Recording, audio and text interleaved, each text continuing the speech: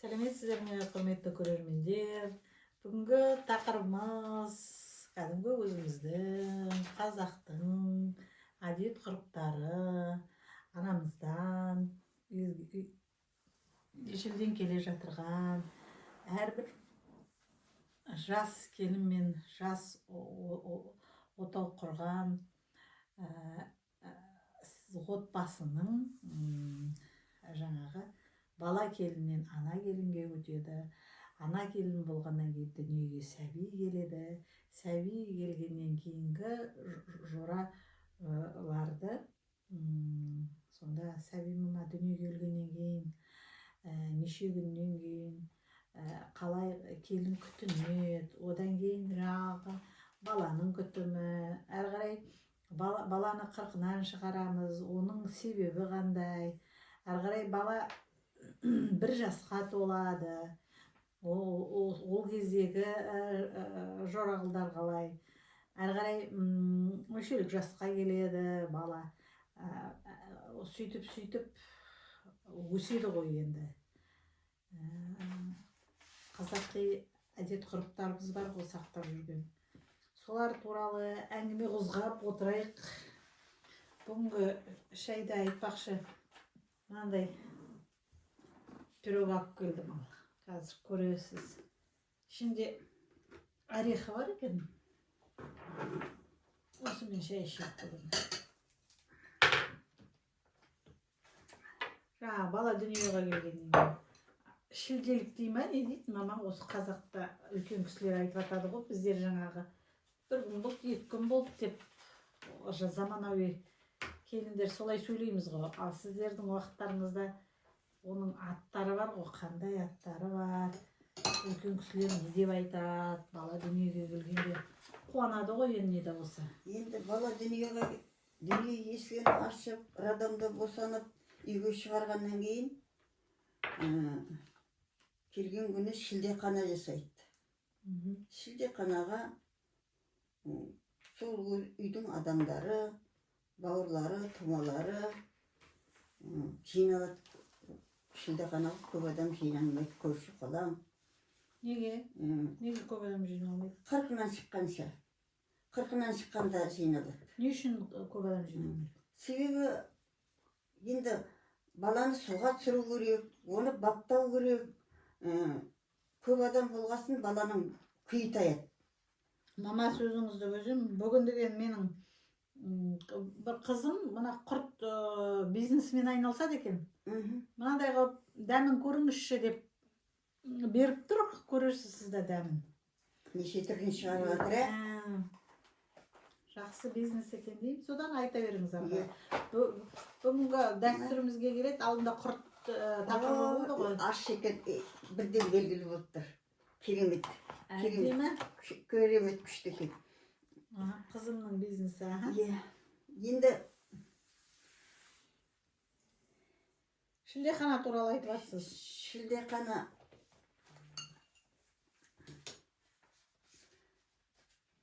сол шілдеқанада молда шақырып, баланың оң құлағына азан шақырып ат қояды.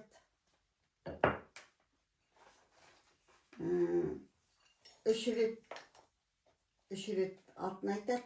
Ол шілдеқанада сол бала келген бойда қоя ма? Азанды келген бойда, сол бала туған бойда шақырады азанды, да? Иә. Азан шақырудың қыр-сыры. Азан шақыру болғанда жаңағы молда өзінің оқитынын оқиды. Жоқ, не үшін шақырады оны? Не үшін молда айту керек? Енді қазақтың дәстүрі ғой. Мама, көп жағдайда жолында бет алу деген. Бұрын мен өзімнің шешемнен өсіп келе жатырған, мама, мен негізінен анау не, мынау неге сондай бала болып өстім өзім. Оның себептері не деп. Сосын, ана баспалдақты баспаңдар дейді. Сосын, мама неге десең, сол болмайды, жаман болады дейді. Енді оның ар жағынан түсінігі болу керек қой. Мен сізден соның түсінігін сұрап отырмын. Не басқалдық? Қандай басқалдық? Босағаны айтып отырмын. Босағаның үстіне болды. Бұрынғыда босағалардың үсті бек болды.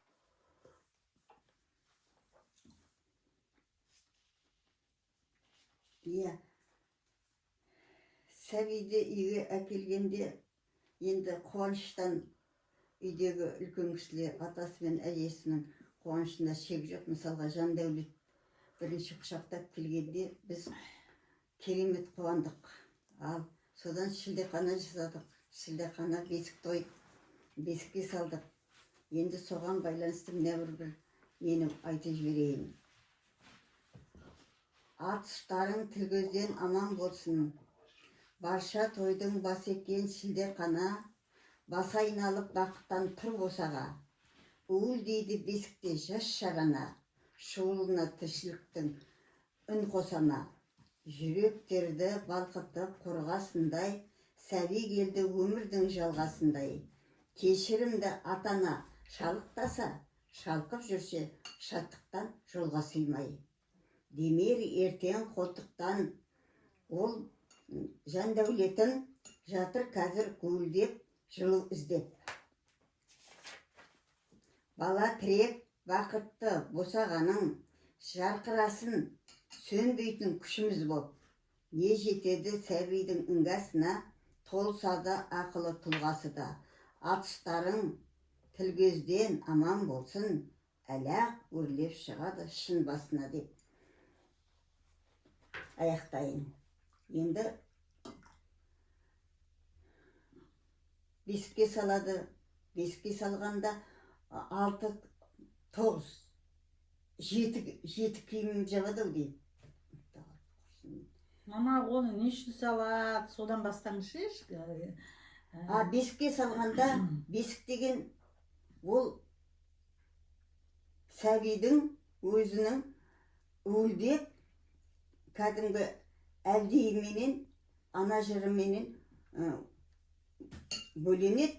Сол тербетіп, жаңағы бесікке салғанда тербетіп ұйықтатады. Әлдей ай деп. Ал сонда ол бесік таза болады. Памперс деген ол уақытта болған жоқ біздің уақытымызда.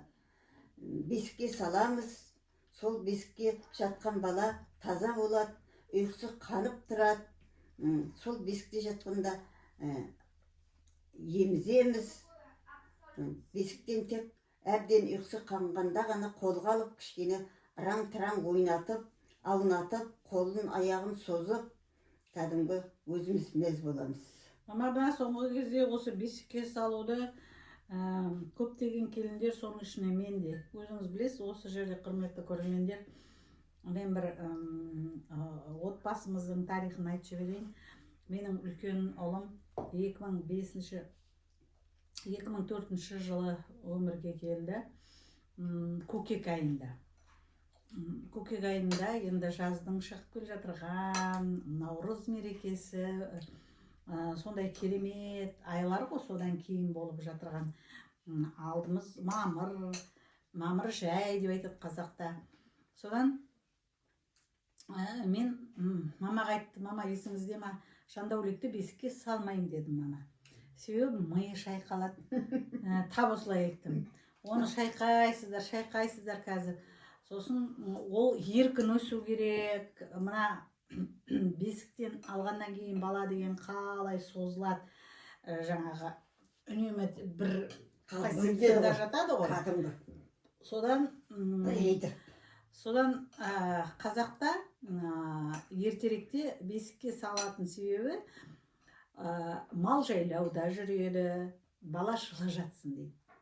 Екіншіден, ұйқысы тыныш болсын дейді. Егер де аяқ қолын жаңағыдай бесікке танымаса, ол жаңағы бірінші уақыттарда инстинкт құрсақта жатқан 9 ай бала еркіндікке шыққаннан кейін қол аяғын жеңіл ұстайды ғой.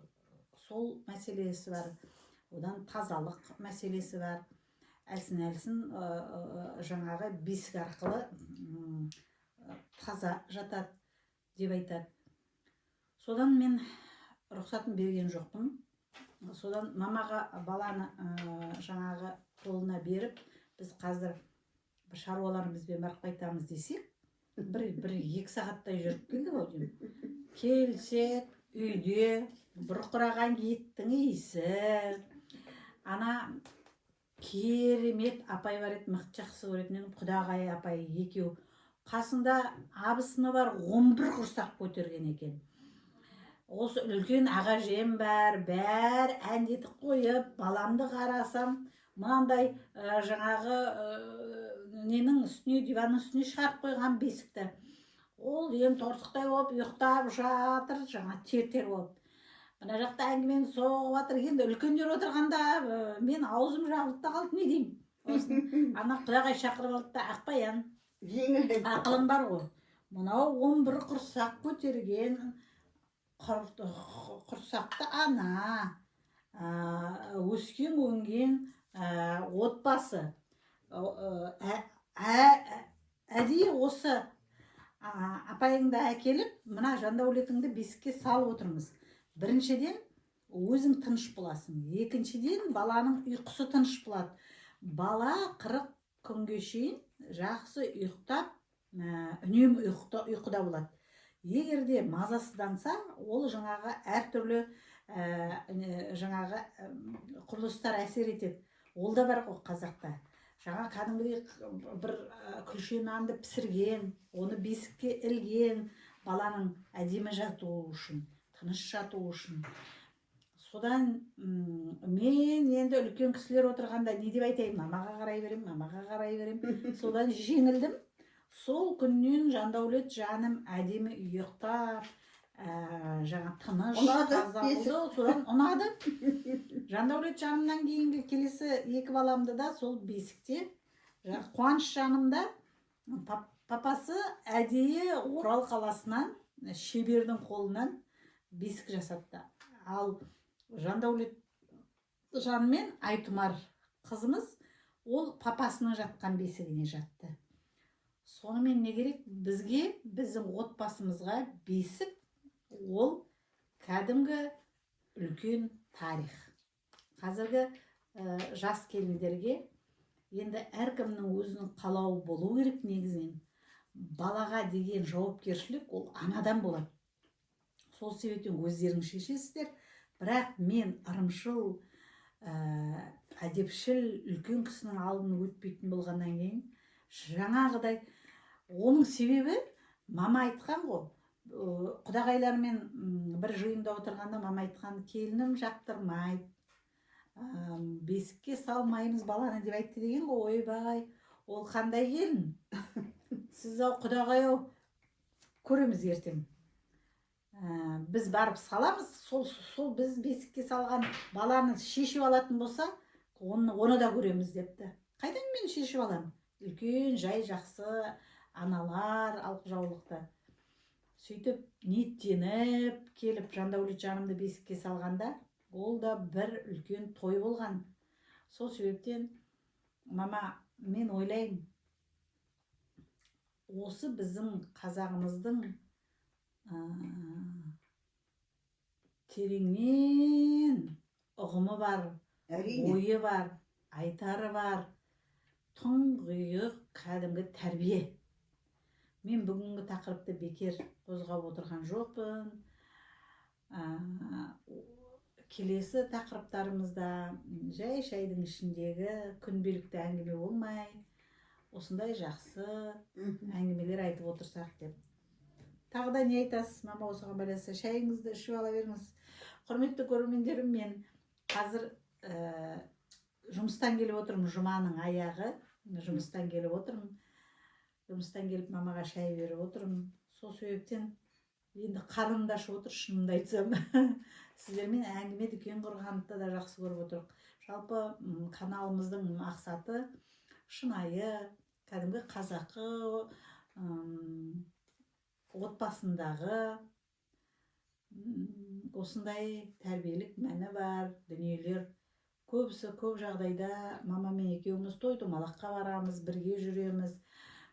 Сонда айтады, қалай татусыңдар, мамаңыздың мінезі бар сияқты, сіздің де мінезіңіз бар сияқты, екеуіңіз қалай сол бір жерде бір тіл табысып отырсыздар. Біз сіздерге қызығамыз. Көбіне мамадан келіп, үлкен әулеттің адамдары келіп, арнайы бата алады. Сіздей болғымыз келеді, біздің отбасымыз да бірлік болған қалаймыз деп көп сұрақтар қояды. Сосын енді мама да көп жазады, сызады. Айттым ғой, мақсатымыз соның барлығын жәймендеп шығару деп. Мама енді жақсы жазбаларыңыз бар шығар, осы тәрбиелік мәні бар.